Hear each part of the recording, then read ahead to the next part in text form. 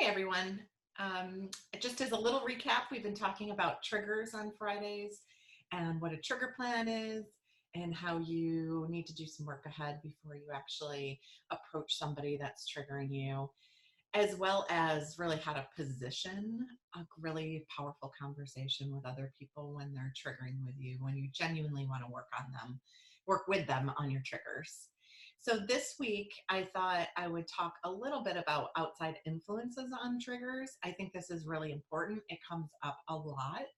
And it's almost like the thing we don't look for. We're so upset with the person that's triggering us. We don't see that next layer that might be influencing them and their behavior. So I have a client that has a really strong relationship, really good relationship with her husband. And like twice a year, this one thing comes up where she's like, he's making me feel bad. It's really weird. It's not even in our family philosophy.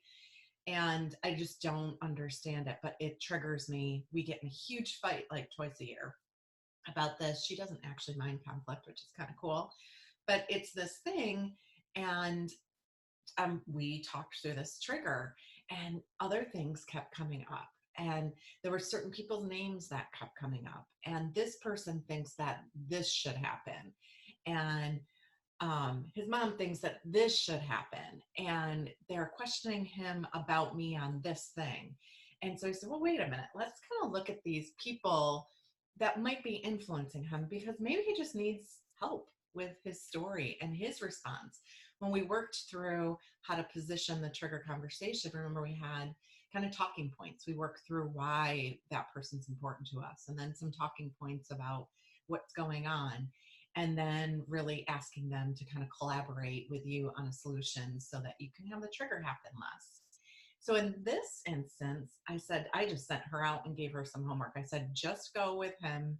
I want you to really position the trigger plan and things like that and talk to him genuinely about what you see is going on. But then I want you to ask him about the people that are kind of influencing him, chirping in his ear, really maybe changing his lens about and getting him distracted from what they really have, some strong goals and family ties and things like that, that they want to, their family philosophy is important to them. And then rewrite your story together. Help him have some talking points when people are actually outside influencing him. So sometimes when people come at us, we get like, oh my gosh, we got on the guarded, and we don't know what to say, and then we blurt out things, or we agree with things that we don't even agree with because we're just caught off guard.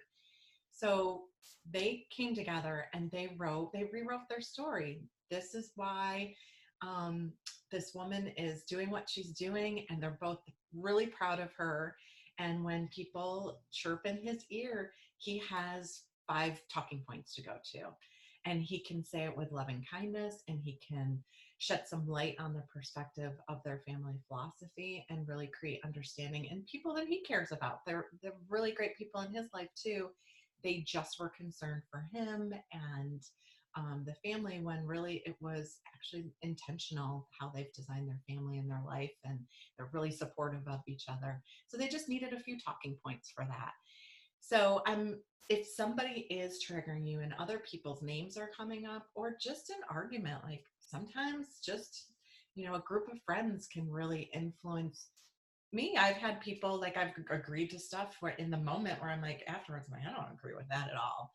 So really thinking through, when you find yourself in this position where you're kind of defending yourself, write down your story, 5 talking points or less, rewrite that story, and just have clarity around it so you can react in a really calm, kind of unemotional way, and just really create some understanding within your group of friends or your family that might be influencing you when you really know what path you're driving. So I hope that's helpful. We'll keep doing Coaching Corner. Next week, I'm going to do Positive Psychology live on Monday. So I'm going to kind of go back into why we love positive psychology and why positivity can be such a great part of our lives. It's not just about being happy. It's really about practicing some things that can boost our positivity ratio. So I'll be going through that on Monday. Have a wonderful weekend.